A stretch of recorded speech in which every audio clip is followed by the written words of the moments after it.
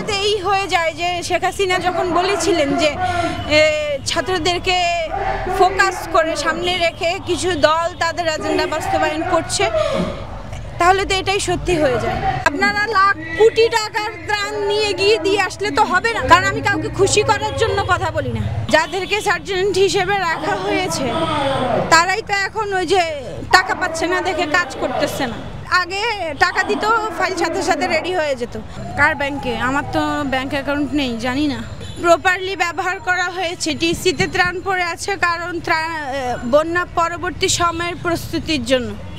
বন্যায় যদি সব খরচ করে ফেলে পরবর্তীতে পুনর্বাসনের জন্য তো আসলে ভেবাচাকা খেতে হতো।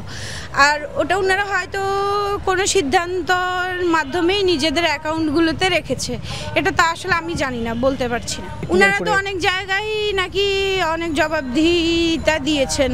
এখন পরিপূর্ণভাবে আমি আশা করছি যে ওনারা অবশ্যই কোথায় কি খরচ করেছেন বা এখন কতটুকু আছেন ওটা রাষ্ট্রীয়ভাবে রাষ্ট্রের মানুষের কাছে জবাবদিহি করবেন।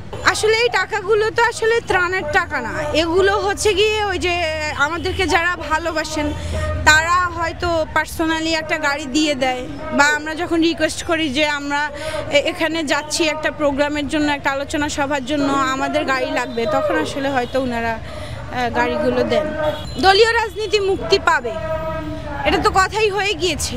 17 তারিখে যখন আমরা ছাত্রলীগকে বের করে দিয়েছি, এরপর 29 তারিখে আমরা স্যারের কাছে, আমাদের ভিসি স্যারের কাছে আমাদের স্মারকলিপি দিয়েছি। তো স্যার আমাদেরকে বললো যে যেহেতু সাধারণ শিক্ষার্থীরা চাচ্ছে না সে মানে দলীয় রাজনীতি থাকুক, অবশ্যই থাকবে না, তার পরিবর্তে আমরা সুষ্ঠু রাজনৈতিক চর্চার জন্য ডাকসু রেখেছি, ডাকসু নির্বাচন দেওয়া হবে। চারা দিয়ে উঠার চেষ্টা করছি দেখেই তো আমরা এখনো মাঠে কর্মসূচিতে অবস্থান করছি। ছাত্র রাজনীতি করার জন্য ডাকসুই প্রয়োজন, দলীয় রাজনীতি করার জন্য দল প্রয়োজন, কিন্তু ছাত্র রাজনীতি করার জন্য ডাকসু প্রয়োজন। ডাকসুকে বাংলাদেশের দ্বিতীয় সংসদ বলা হয়তো এই কারণে, কারণ যত বড় বড় নেতা ঢাকা বিশ্ববিদ্যালয় থেকে জন্ম নিয়েছে সব ডাকসুর মাধ্যমে নিয়েছে। পরবর্তীতে এরা দল গঠন করেছে, সেটা রাষ্ট্রীয় পর্যায়ে, বিশ্ববিদ্যালয় কেন্দ্রিক না। এরা তো একটা দলের মধ্য দিয়েই নির্বাচিত হয়েছে, এদের ইতিহাস পড়লেই তো বোঝা যায় এরা দলের মধ্য দিয়ে নির্বাচিত হয়েছে। আর এদেরকে নিয়ে আমি কি বলবো, ওদেরকে তো আমি ব্যক্তিগতভাবে চিনি। এটা বলার কারণ ছিল যে এই যে এখন আসলে তো যারা সর্বপ্রথম রাজনীতি নিষিদ্ধ নিয়ে কথা বলার প্রয়োজন ছিল, তারা এখন বিভিন্নভাবে ঘুরিয়ে পেঁচিয়ে বলছে যে আমরা লেজুর ভিত্তিক রাজনীতি চাচ্ছি না, কিন্তু দলীয় রাজনীতি অবশ্যই থাকতে হবে। তো এর মানে তো এই হয়ে যায় যে শেখ হাসিনা যখন বলেছিলেন যে ছাত্রদেরকে ফোকাস করে সামনে রেখে কিছু দল তাদের এজেন্ডা বাস্তবায়ন করছে, তাহলে তো এটাই সত্যি হয়ে যায়। প্যানেলে আমি নেই সেহেতু আমি জানি না, কিন্তু ওনারা যে চাচ্ছে একটা রাজনৈতিক দল গঠন করতে, ওটাকে আমরা সাধুবাদ জানাচ্ছি, কারণ এটা এখন সময় উপযোগী একটা বিষয়। আমাদের রাজনৈতিক দল প্রয়োজন যদি আমরা গণতান্ত্রিক রাষ্ট্র গঠন করতে চাই। আর পূর্ববর্তী যে দলগুলো আছে এরা আসলে নিজেদেরকে নিয়ে ব্যস্ত ছিল, এখনও তারা নিজেদেরকে নিয়েই ব্যস্ত। যদি ওরা একটা দল গঠন করে, দলের জন্য কাজ করে, রাষ্ট্রের জন্য তাদের দল হয়ে কাজ করে, তাহলে হয়তো তখন আস্থার জায়গায় তৈরি হবে। যেহেতু এখন ওরা দলই গঠন করে নাই, তাহলে ব্যক্তিদের উপর আমার কিসের আস্থা? আমি তো দলের উপর আস্থা রাখি। সমন্বয়ক প্রভাবটা এটা আসলে থাকবেই, যেহেতু এত বড় একটা গণ অভ্যুত্থান ছিল। অভ্যুত্থানের পরবর্তী আমরা একটা বিপ্লব আশা করেছিলাম, যদিও বিপ্লবটা পুরোপুরিভাবে হয়নি, কারণ আরও অনেক প্রতি বিপ্লবের সৃষ্টি হয়ে যাচ্ছে। আমরা এখানে অবস্থান করছি, এভাবে অনেকেই অনেক জায়গায় অবস্থান করছে। আর ওরা আসলে এখন ফোকাসড, কারণ পুরো দেশ এখন ওদেরকে চিনে, যার কারণে আসলে ওদেরকে নিয়ে এত কথা হচ্ছে। তো এছাড়া আর কি বলার আছে? আমি নিজেকে জনগণ ভাবি, এটাই সাধারণ শিক্ষার্থী ভাবি, এটাই আমি নিজেকে কী ভাবি, আমার কাছে এটাই ম্যাটার করে। জনগণ কী ভাবে আমি আপনাদের ওসব কমেন্ট পড়িও না, কারণ আমি কাউকে খুশি করার জন্য কথা বলি না। যে আমার কথাটাকে সত্য বলে গ্রহণ করবে তার কাছে আমি সত্য, যে আমার কথাটাকে মিথ্যা বলে গ্রহণ করবে আমি তার কাছে মিথ্যা, যে আমাকে তেলবাজ হিসেবে গ্রহণ করবে আমি তার কাছে তেলবাজ। আমার উপরে এগুলোর কোনো ইফেক্ট পড়ে না, আমি এগুলো নিয়ে ভাবিই না, আমার এত সময় নেই। তো জনগণ কী ভাববে, জনগণ যে ভাবছে এটা নিয়ে আমি সাধুবাদ জানাচ্ছি, যে তারা আসলে আমাকে নিয়ে ভাবছে। কয়জনকে নিয়ে বাংলাদেশকে ভাবে বলেন?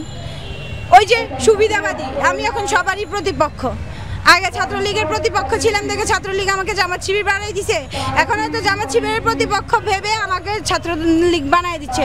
বিষয়টা আসলে এখানে, এছাড়া আর কিছুই না। এটা আসলে আমি সমালোচনা করেই বলি, দেশে এখনো সঠিক পথে নেই। আর এত সহজ হবে না যে পুরো শরীরে ক্যান্সার আক্রান্ত আপনি শুধু মাথায় কেমোথেরাপি দিলে তো হবে না, আপনাকে পুরো শরীরে ফিজিওথেরাপি দিতে হবে এখন। আর এই ফিজিওথেরাপিটা তো 1 মাসে 2 মাসে আপনারা আশা করলে এটা বোকামি হয়ে যাবে। একটা লেংদি প্রসেস দরকার, একটা লেংদি প্রসেসের পর হচ্ছে গিয়ে হয়তো আমরা আশাবাদী যে একটা ফলাফল আমরা পাবো, ওই জন্য আমাদের ধৈর্য ধরতে হবে। এখন সবচেয়ে আমি উপদেশ দিব যে এখন বন্যা কবলিত অঞ্চলগুলোতে আগে নদী খনন, খাল খননের দিকে, ড্রেজিং করার দিকে নজর দেন। আপনারা লাখ কোটি টাকার ত্রাণ নিয়ে গিয়ে দিয়ে আসলে তো হবে না যদি জলাবদ্ধতাই না কমাতে পারেন, পানি তো নামবে না। টাকা দিলে, খাবার দিলে আর হবে কি, মানুষ আশ্রয় কেন্দ্র থেকে আসতে চাইবে না। বিন্দাস রান্না করে দিচ্ছেন, বিন্দাস তারা ওখানে খাবে। এর থেকে ভালো হয় ড্রেজিং করে অপরিকল্পিত নির্মাণাধীন ভবনগুলো ভেঙে দেন, যেখানে বাঁধ তৈরি করা হচ্ছে বাঁধগুলো খুলে দেন, ড্রেজিং করে নদী আর খালগুলোকে খনন করুন।